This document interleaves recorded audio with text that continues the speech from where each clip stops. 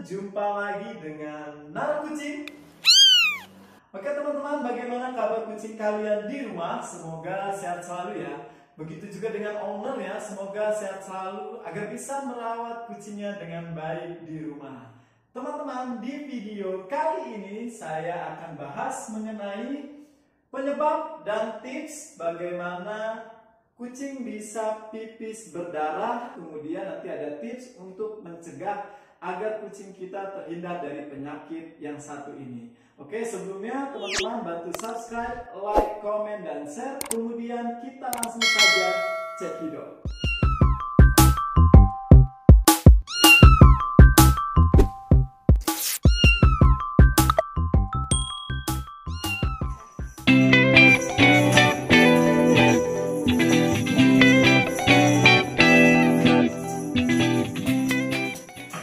Oke teman-teman, jadi apa sih penyebabnya kucing kita itu bisa pipis berdarah ya? Nah, kalau di kedokteran itu menyebutnya FUS atau flut ya teman-teman. Jadi kita nyebutnya pipis berdarah saja karena biar teman-teman lebih mengerti ya. Nah, jadi penyebabnya adalah yang pertama yaitu dry food ya. Nah, jadi jangan salah teman-teman, ketika kucing kita itu mengkonsumsi dry food, pasti dalam jangka waktu yang lama kucing kita itu akan terkena FUS ya, atau flu, karena dry food itu kandungan mineralnya sangat rendah ya teman-teman. Nah, jadi kandungan pada makanan dry food ini ya, dia rendah mineral ya. Jadi teman-teman harus memperhatikan minumnya ya, memperhatikan frekuensi minumnya, apakah dia banyak atau sedikit ya, ataukah dia sering atau dia jarang-jarang. Nah, kemudian penyebab yang kedua yaitu genetik bawaan ya. Jadi untuk genetik bawaan ini ada pada ras Persia ya teman-teman, atau mixed dog ya, atau Persia yang disilamkan dengan kucing kampung.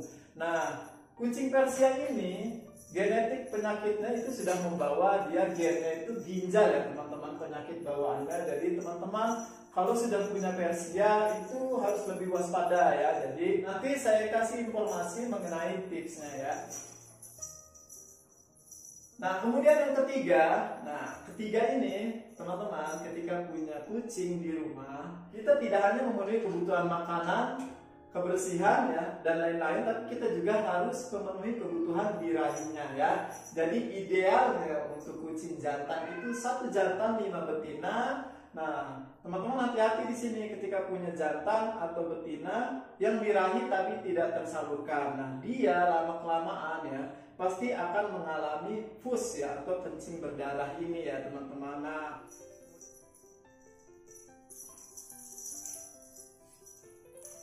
kemudian penyebab yang keempat ya. Nah, teman-teman ini sering salah ya. Maksudnya bukan salah sih, tapi karena kita saking pengennya kucing kita itu gemuk banget, kemudian kita cari makanan yang bagus banget, dan kita tidak memperhatikan kandungan proteinnya ya. Nah, kandungan protein yang bagus itu adalah di bawah 40%. Nah, teman-teman di sini coba periksa di kemasannya ya, di kemasan makanannya, apakah kandungan proteinnya itu di bawah 40% atau di atasnya. Jika di atasnya, teman-teman sudah mulai mengganti makanannya dengan yang lebih baik ya. Nah, kemudian yang kelima ini teman-teman pasti sering tidak disadari di rumah. Jadi yang kelima itu biasanya kalian menyediakan bak pasir yang ukurannya lebih kecil daripada kucingnya teman-teman ya. Nah, coba periksa lagi apakah ukuran bak pasir di rumah itu sudah ideal dengan ukuran kucing kesayangan kalian di rumah, atau malah kekecilan. Nah,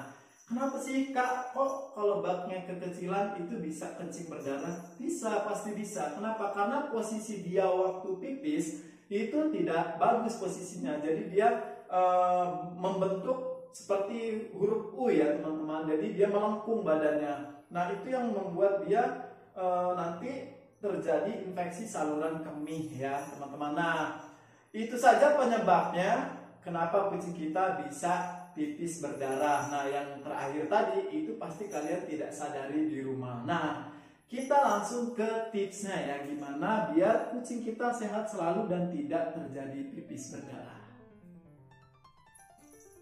Oke, kita lanjut di tipsnya. Gimana sih biar kucing di rumah itu enggak mengalami pipis berdarah ya. Nah, pipis berdarah ini sebelumnya teman-teman ya bisa kita ketahui gejalanya ya. Saya juga pernah jelaskan di video yang ini. Bisa kita ketahui gejalanya ya, yaitu dia itu sering masuk ke bak pasir tapi pipisnya sedikit-sedikit atau bahkan dia pipisnya itu nggak menetes ya. Nah, mungkin teman-teman juga mengira dia susah buang air besar ya. Nah, tapi coba ketahui dulu apakah ada tetesan air seninya ya, air kencingnya itu. Kalau nggak ada, berarti itu gejala pus ya, atau kencing berdarah tadi. Nah, misalkan kita biarkan dia pipis sedikit-sedikit itu di bak pasir selama berhari-hari ya, nanti dia pasti akan pipis berdarah ya. Jadi sebelum itu terjadi, teman-teman bisa menanganinya sendiri di rumah. Nah, tipsnya bagaimana?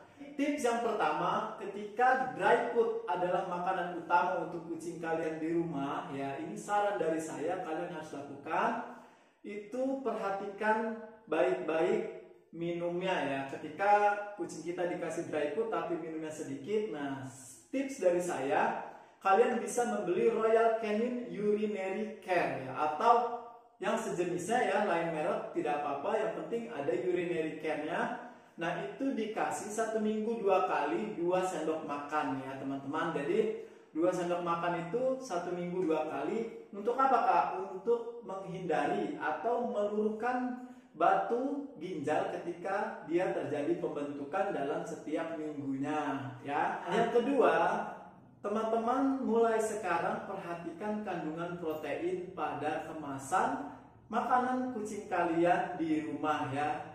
Kalau bisa, saran dari saya cari yang di bawah 40% ya. Nah, itu sangat baik untuk kucing jantan yang dia sudah mulai birahi ya teman-teman. Nah, kalau untuk kita itu tidak masalah buat kalian memberikan makanan yang kandungan proteinnya di atas 40%. Malah lebih bagus ya untuk dia cepat berkembang dan gemuk ya teman-teman. Tapi ketika dia dewasa, kalau bisa cari proteinnya di bawahnya ya. Nah, kemudian tips yang ketiga, seperti tadi yang saya bilang, kalian harus mengidealkan ukuran bak pasir atau toiletnya dengan ukuran kucing kalian di rumah. Jangan sampai ukuran baknya lebih kecil daripada badan kucing kalian. Nah, bagus lagi ukuran baknya lebih besar daripada ukuran kucing kalian di rumah. Kemudian tips yang keempat, kalian selalu menjaga kebersihan kucing kalian di rumah ya. Jangan sampai dia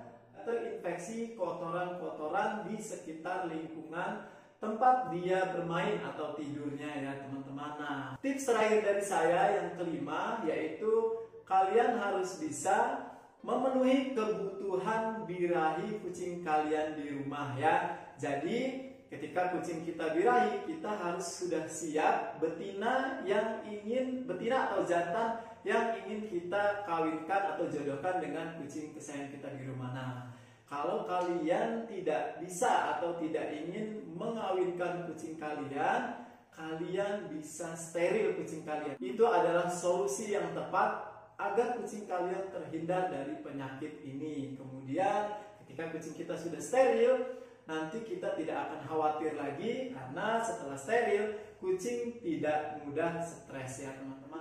Oke, itu saja video informasi dari saya. Jika ada kekurangan atau yang ingin ditanyakan, kalian bisa tulis di kolom komentar di bawah ini. Terima kasih. Wassalamualaikum warahmatullahi wabarakatuh.